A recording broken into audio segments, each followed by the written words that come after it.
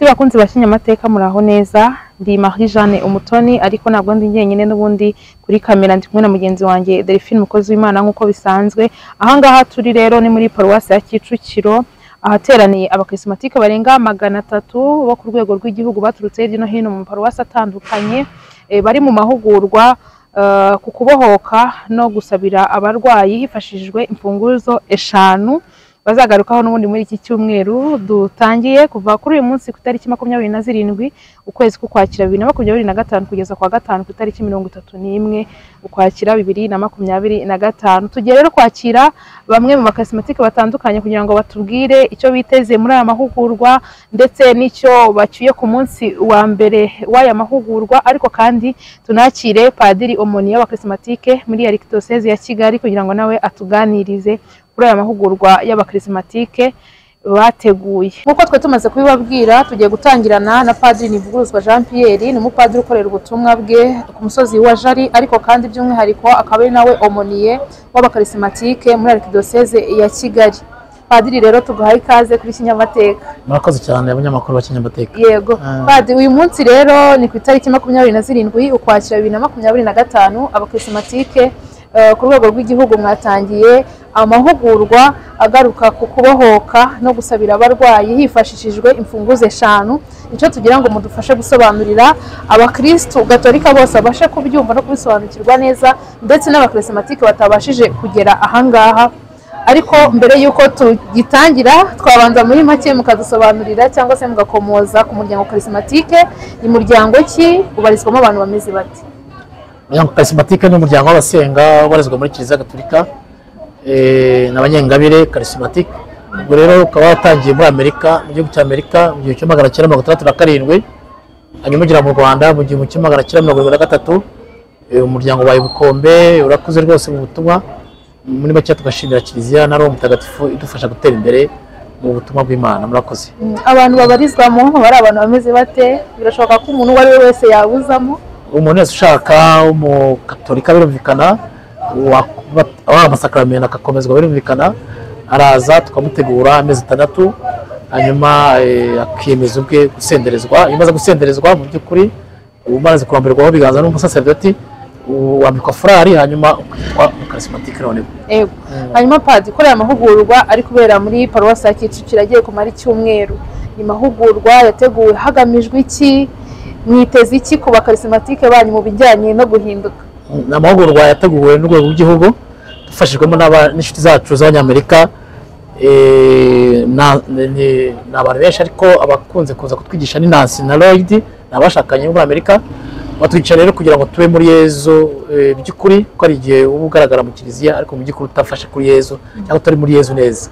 Ibyo rero bityo rero muri Yezu neza urabohoka. Ibyo baje kutwigisha muri makeya.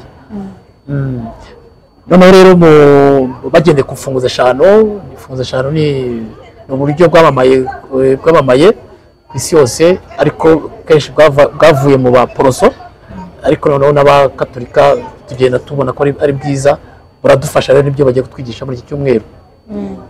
Padiri imfunguzo 5, mbere yuko tugira ikindi kintu twongera kuvuga, abantu bashaka kwibaza izo mfunguzo 5 bakomeje kuvuga ni imfunguzo ki, ni ibiki, se ni ingufuri, rugi, imfunguzo tuzi. Izo mfunguzo ndagira ngo mudufashe kuzimenya nizi. Imfunguzo 5 ni uburyo bwo kugira ngo ifungurire Yezu abe muri wowe, kuko ntabwo imfunguzo 5 zikwigisha kugira ngo uhagarike Sekibi. Si ngombwa kwirukankana, ahubwo no kugira ngo ntinakugereho kuko uri kumwe na Yezu. Ubwo rero izo mfunguzo 5 ni uburyo ukoresha kugira ngo ubloke cyangwa se uhagarike icyo cyaha cyangwa se iyo myuka mibi igusatira. Hanyuma iyo uri kumwe na Yezu ntabwo zishobora by'ukuri, ntabwo zishobora kuba hafi yawe, ziragaruka ariko zigasaga n'ubundi urakomeye. Ubwo rero izo mfunguzo 5 ndazibabwira muri make: kwicuza icyaha no guhamya ukwemera cyangwa se mu Cyongereza repentance and faith.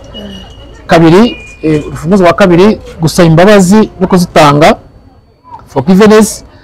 Urufunguzo wa gatatu kwanga ikibi no gutandukana nacyo, renunciation, harimo kwanga shitani.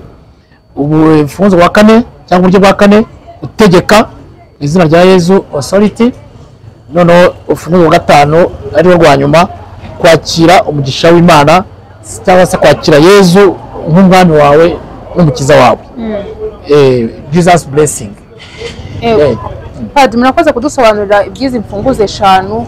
Ariko kandi hari umwe mu baturutse muri Leta Zunze Ubumwe za Amerika, Nancy, yigisha abakarismatike, yakomoje ku kintu kijyanye no mu gihugu cy'iwabo ko bamwe mu bakristo gatolika bagenda bava mu idini ryabo bakajya mu baporoso n'ahandi bagiye gushaka kubohoka, ngo bitewe ahari nuko abantu bamwe bataramenye ko muri Kiliziya Gatolika ubwo bubasha buhari.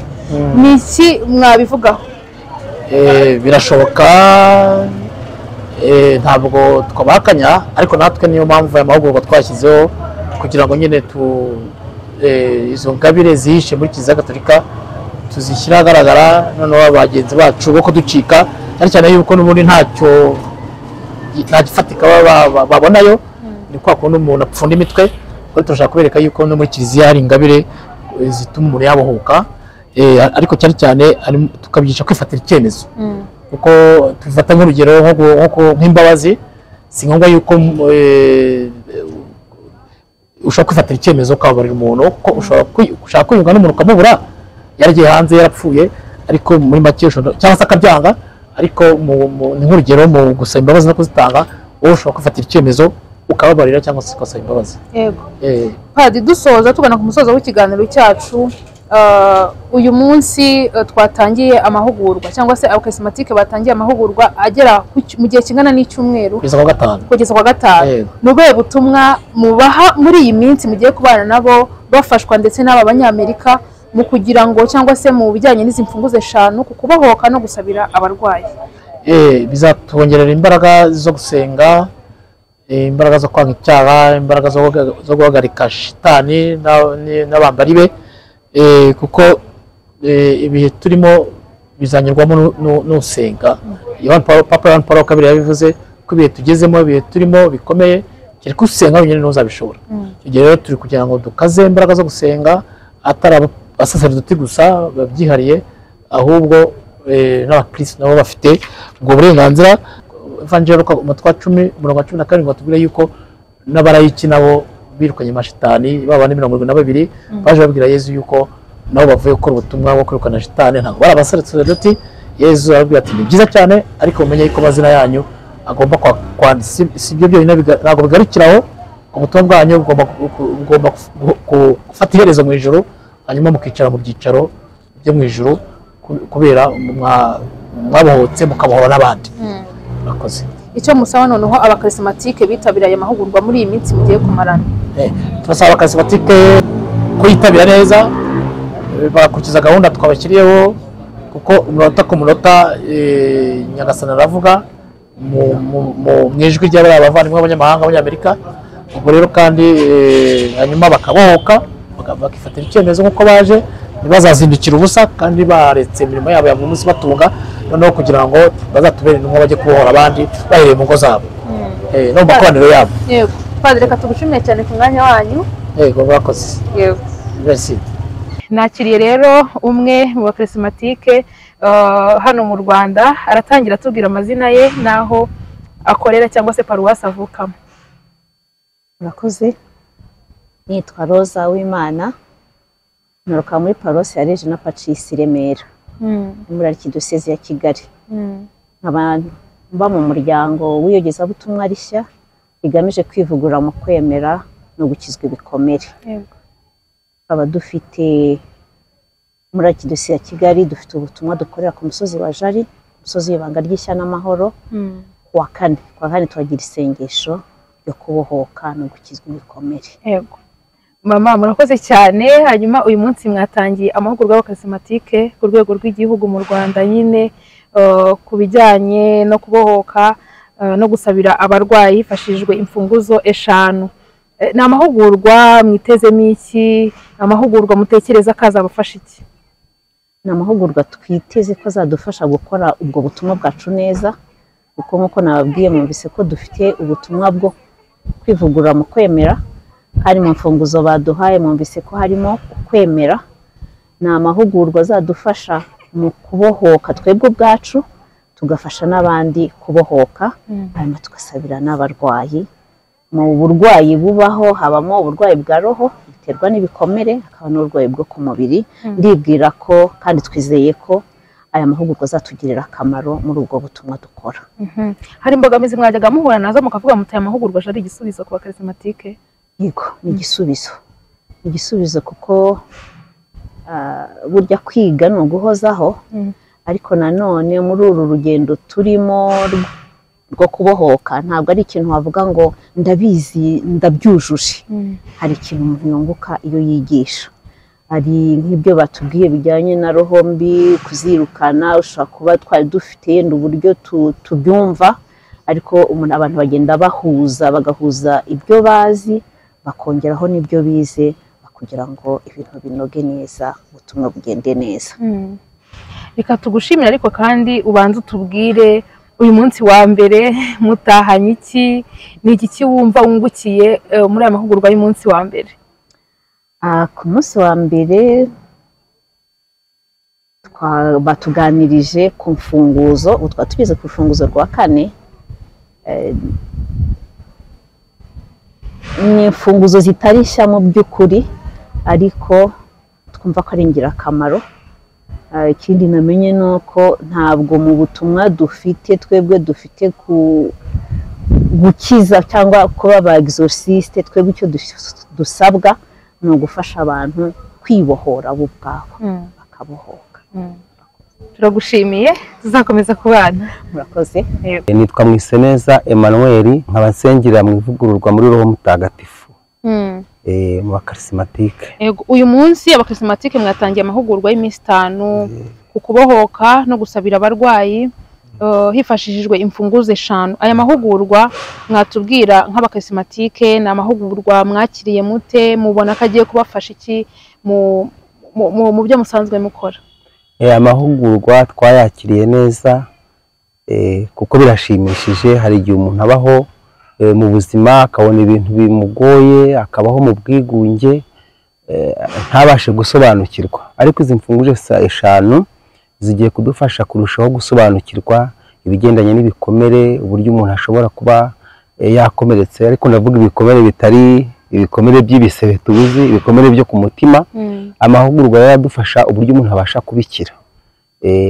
Twarabumvishe turishima kugira ngo kuko ni amahugurwa azadufasha kugira dufashe bagenzi bacu mu muryango, mu nshuti n'abavandimwe. Ko murabizi umuryango nyarwanda wahuye n'ibibazo bitandukanye, ku buryo rero n'ubu ngubu ugenda ubona abantu bafite ibikomere naho ukabumva. Bizadufasha rero mu kubafasha mu kurushaho kubabarira ndetse no gusaba imbabazi, kugira ngo turusheho kuba muri kiliziya dufite umutima usukuye kandi dutekanye. Uyu munsi wa mbere w'amahugurwa y'abakarizimatike mwatubwira ko mutahanye iki? Uyu munsi rero wa mbere, ikintu cya mbere nkanjye wenda na bagenzi banjye, ncyuye yuko mfite ububasha, shitani nta bubasha mfiteho. Mfite ububasha n'ubutegetsi nahawe muri batisimu, masakaramentu matagatifu duhabwa, turonkeramo imbaraga zituma tunesha sekibi. Kandi nkiyemo ko buriya kubabarira ari ikintu cy'ingenzi mu buzima. Ukababarira ugatanga imbabazi, icyo ni ikintu cy'ingenzi. Kandi nkumva ko ngomba kureka icyaha nkakihana nk'amaramaza, nkaba umukristo wemye. Ndagushimiye cyane. Murakoze. Mukomeze kugira amahugurwa meza. Namwe murakoze. Bakunzi ba Kinyamateka rero turabashimiye mwebwe mwese mubanye natwe muri iki kiganiro gito tumaze kubagezaho cyagarukaga ku mahugurwa y'abakarizimatike ku rwego rw'igihugu. Abakarizimatike barenga 300 bari gukorera hano muri paruwase ya Kicukiro, na mahugurwa agaruka ku kubohoka ndetse no gusabira abarwayi bifashije imfunguzo 5. Padiri Jean Pierre Nivuguruzwa amaze kudufasha kubisobanukirwa neza cyane. Muzakomeza kubana na Kinyamateka muri iyi minsi 5 bagiye kumara hano muri paruwasi ya Kicukiro, tubibagezaho 5 ku kandi ntimuzacikwe. Hanyuma rero ndabashimiye mwese mudukurikira ku mbuga nkoranyambaga zacu zitandukanye, yaba YouTube channel, yaba X, Twitter, TikTok, Instagram, Facebook ndetse na website yacu wa#kinyamateka.rw. Nari Marie Jeanne Umutoni, nari kumwe kandi na mugenzi wanjye twafatanyije Delphine umukozi w'Imana, nanamushimira cyane yarari kuri kamera. Komeze kugira ibihe byiza kandi muhahe murongo. Kinyamateka yifura mu binyamakuru.